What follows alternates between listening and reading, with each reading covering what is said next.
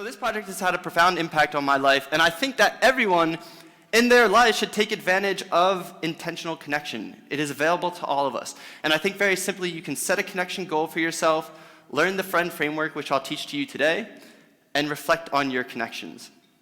So a connection goal, some of you probably already are like, nope, I'm out, not doing that. But when you have a goal, you have an excuse to meet people. And my project, my goal to meet 10,000 people has been the greatest excuse I've had to get outside of my circle and learn how big the spectrum of life paths actually is.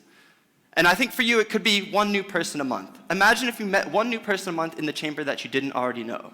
Or imagine if you started connecting with some of those other cities, those peer cities like Greenville or Sioux Falls, and learned about what their lives were like. What could you take away from that?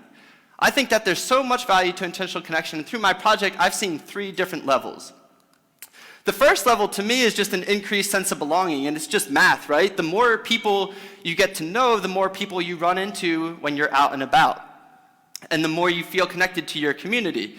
As an example, this is my friend Aaron. We met in October 2017. We donated blood together in Philly, had a great meeting, went our separate ways. 8 months later, I'm living my life in Los Angeles. I'm driving down the road. The car next to me beeps at me, and I'm thinking, okay, maybe I swerved into their lane, changing the Spotify song or whatever. So I decided to peek over to make sure they weren't mad at me. So I peek over, and there's Erin waving to me with this big smile on her face, and I thought, oh, that's so cool. I tried to wave back to her. She didn't see me. I tried to shoot her a message on Instagram. She wasn't there anymore, and I just thought, wow, what a cool experience. So I parked my car, went to my meeting, and when I came back, I had this white slip on the windshield, and I thought, another ticket. Because I was building a small collection of them at the time, but lucky for me, it wasn't a ticket, it was a note from Erin. She said, hey Rob, that was me, I don't know if you saw me. And as I'm reading this note, she comes walking up the street back to her car. I gave her a big hug, we got to catch up in that moment. And I think it's fascinating because if we never took the time to get to know each other, she's one other stranger who walks past me that day in the background. But all we had to do was spend an hour with each other, and we turned an everyday moment into something really special that I'm still talking about today. So I think you all have the power to create everyday special moments out of everyday moments simply by getting to know the people around you. The second thing here is an expansion of our perspective. You can't tell from this picture, but my friend Fernanda and I, we were met at a sunny cafe in Los Angeles. We spent our entire hour crying together because she told me the story about how her brother Eduardo, who's pictured on the right here, the year prior, he was hit and killed by a drunk driver. And to make matters worse, when Fernanda was a little girl growing up in Brazil, her dad was hit and killed by a drunk driver. So I left that meeting thinking, how could I not be thankful for the fact that I could FaceTime my parents right now, I could text my brother, I could call my sister.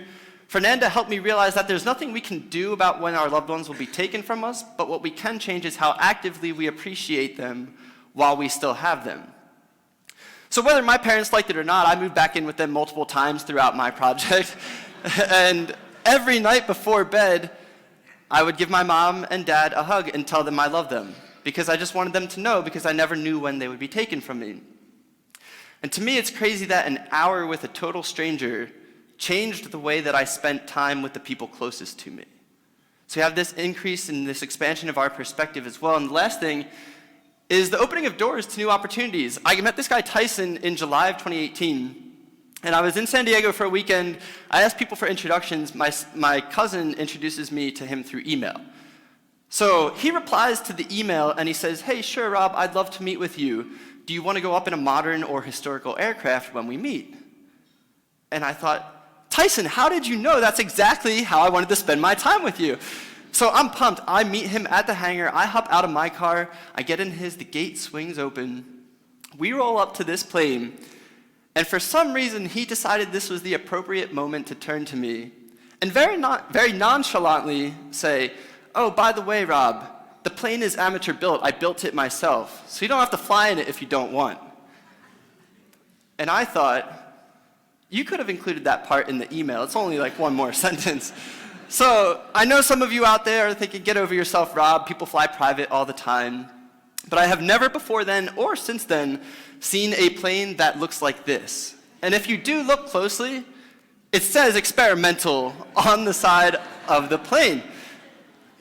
So I was a little worried, do I get in this plane or do I not? I did get in the plane. And I would describe this experience as, again, trying to fight off a panic attack, but this time I was also trying not to throw up from the G-forces.